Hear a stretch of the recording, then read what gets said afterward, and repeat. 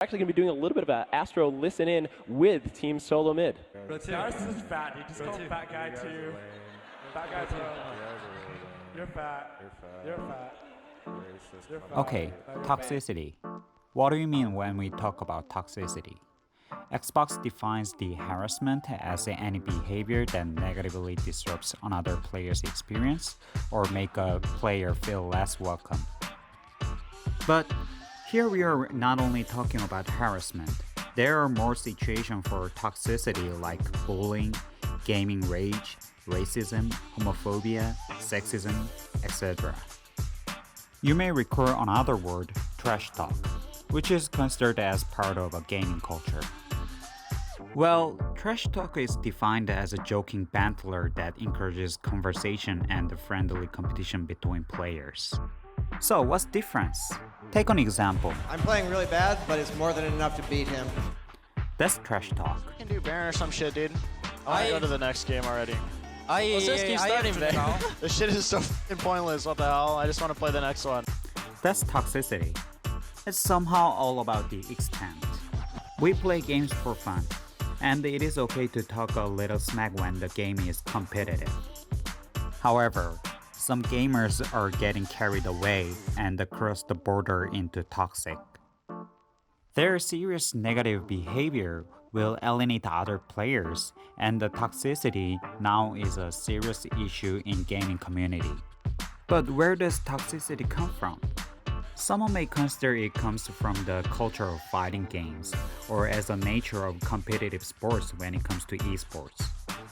But the reason for being toxic is more related to the unique characteristic of online communities, which is anonymity.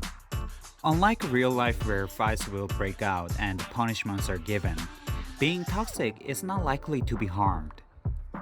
This anonymity that being online protects the identity of toxic players being jerks with little risk. The lack of responsibility, accountability, and authority gives a room for players to become toxic and create toxicity in online competitive gaming communities. Besides the environment, since competition is what the game is built for and nobody likes to be defeated, people are mad when they are not doing well in the game. Even the game itself won't affect the real life.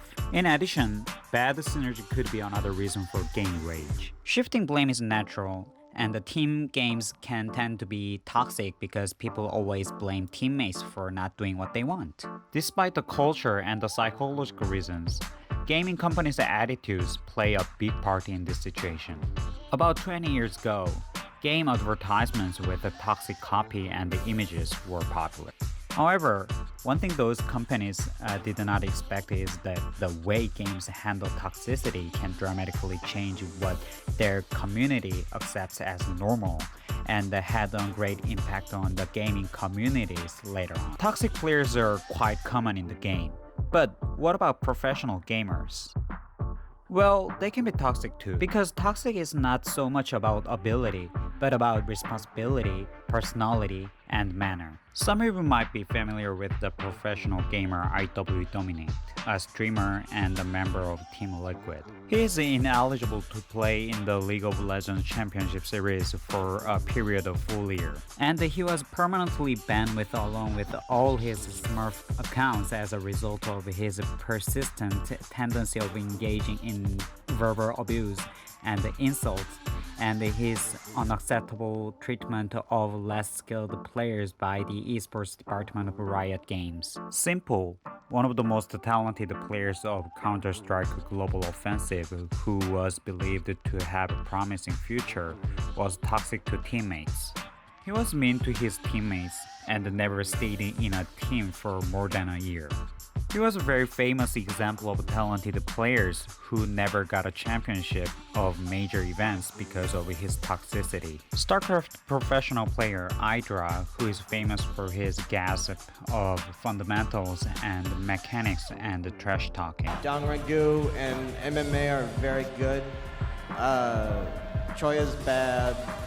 But his most toxic moment is when he appears a Rage Quit, a very winnable game in MLG Columbus 2011. Forward with circlings, mutas, everything is overrunning the scores by MMA. Wait,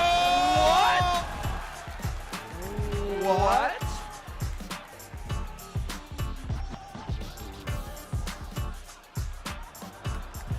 Rage quit, abuse behaviors, saying mean words to teammates happen in the professional gamers. However, most of them have to pay the consequence, and it usually is their career. Toxicity has not only had an effect on professional gamers, but also for games themselves. Interactions between players and communities are core to major competitive games. A toxic in-game atmosphere has an impact on players' involvement and indirectly on in-game monetization, sometimes leading to dropping the game regardless of the quality of its content and preventing new players from trying and playing the game. As a result, game providers are dedicated to changing the situation even if their actions may alienate some players. Faceit launched the machine learning initiative Minerva, a machine learning-enabled AI that analyzes reports and messages to initiate corrective actions, claims to have reduced toxicity by 20% in 2019. Blizzard announced a new social feature on endorsement system in 2018. Players can endorse other players for positive behaviors, which will show up on a badge next to their names and reduce 40% toxicity overall in 2019. Intel also uses AI to flag toxicity on voice chat and streaming. Although words are banned, toxicity happens outside of chat sometimes. Cheating, bribing, sexual grooming, and solicitation are heavily contextual intensives that require sophisticated situational awareness.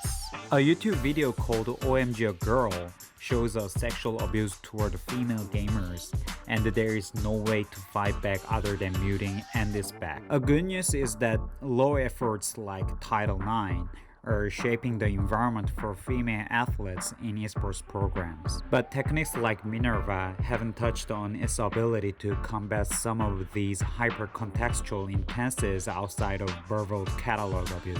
Toxicity is nothing different from issues like sexism, racism, and the other major issues we are facing in real life. The communities complete the rules and try to protect players. However, there are always people who break the law and cross the border. There is no doubt that we are on a good track where everyone in the industry and the community is taking this issue seriously and making some efforts. Muting or taking a deep breath and this back may won't be the only option when we are facing toxicity in the future. But for now, we still have to enjoy those toxic players and find our way to protect ourselves. Playing games should be fun, and being emotional is reasonable because of the nature of competitive gaming. But keeping in mind that treating others nicely with manners like we do in real life is significant to build a better gaming community. Because gaming is all about fun and love.